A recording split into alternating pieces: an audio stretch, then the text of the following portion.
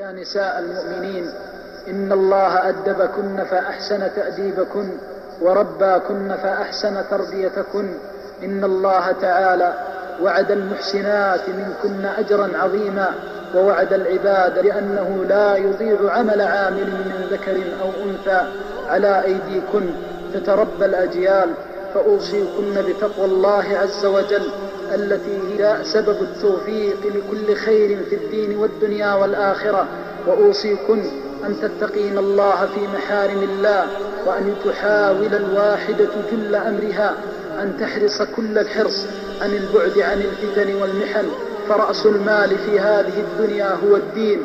فلا تعرضن أنفسكن لمحارم الله جل وعلا، ولتحاول كل واحدة أن تكون صادقة مع الله عز وجل في تربية الأبناء والبنات. إن صلاح الأم صلاح للمجتمع. ولكن في السلف الصالح من نساء النبي صلى الله عليه وسلم القدوة الحسنة. لكن في نساء النبي صلى الله عليه وسلم تلك النماذج الطاهرة.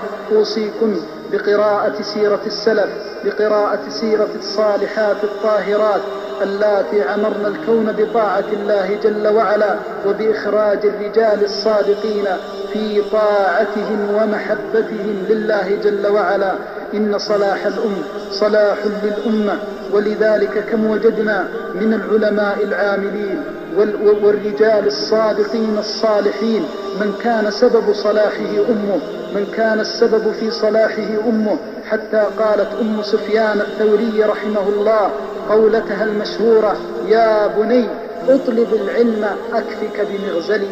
فلذلك أختي المسلمة احتسبي عند الله تربية الأجيال على طاعة الله ومحبة الله. وأوصيكن بالأزواج خيرا.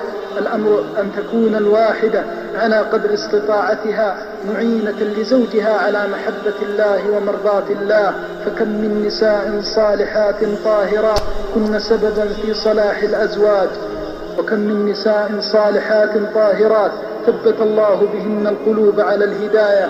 أليس رسول الله صلى الله عليه وسلم جاء إلى أم المؤمنين خديجة ذعرا مرعوبا مرهوبا فقال لها: لقد خشيت على نفسي، فمن الذي ثبته بعد الله؟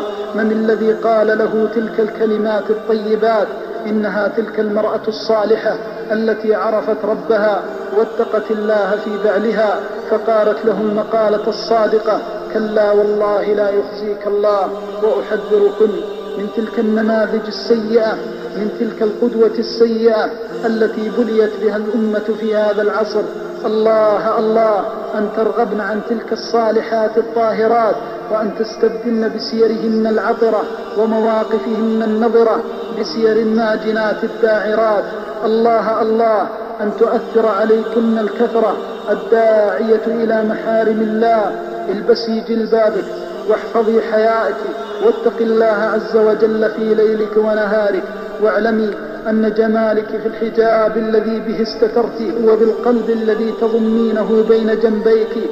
ليس الجمال جمال الصورة بمثل جمال القلوب التي هي محط نظر الرحمن ومحط رحمته وصلواته.